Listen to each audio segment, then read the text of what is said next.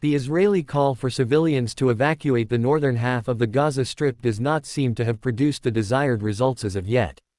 Nobody knows what the primary intention of the announcement made on Friday was, but whatever it was, it fell short of anything that could be called full Israeli success. Subscribe my channel for more updates.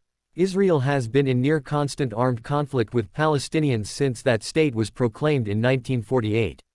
For 3/4 of a century, the two sides have been trying to outsmart and outgun each other. The first step in that is to know one's enemy.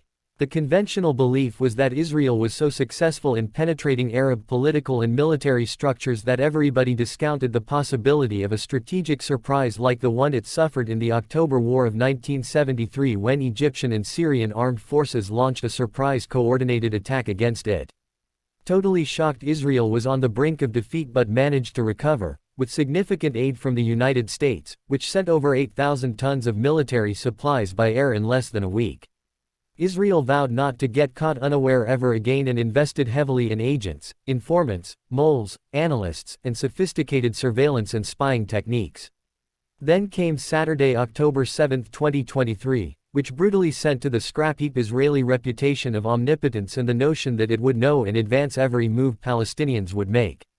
The Israeli defense and security establishment will study that failure for years, and all Israelis know a huge mistake was made and everyone hopes it will be the last one.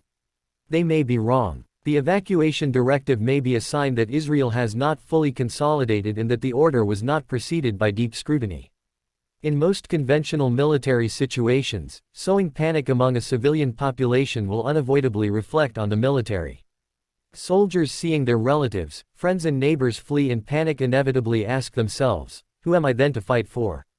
Once civilians leave, the military wonders if it is worth dying for empty land.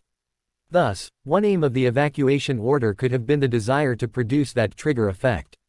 When civilians flee in panic they block communication lines, making it difficult for the fighting units to maneuver, bring reinforcements from the rear and keep the front line supplied with ammunition.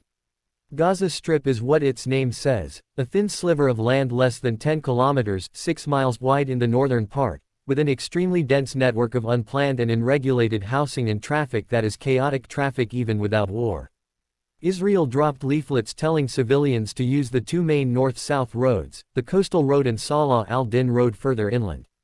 Crowds on those thoroughfares would deny the Palestinian fighters the ability to move towards the north, against the human flow. Either aim, creating demoralization or denying military movement, follows classic military logic, so whichever Israel intended as the main purpose would be a good military move in a fight with a regular army that operates on standard military practices. In the case of Hamas, they are almost worthless militarily and indicate a deep and worrying planning failure. The armed wing of Hamas operates like a guerrilla unit, not a regular army. Its soldiers are not stationed in classical barracks from where they would deploy as needed through public infrastructure. There is no rear in the military sense, a safe territory well behind front lines with warehouses full of military hardware. Hamas shares almost nothing with regular armies, and Israel should know it.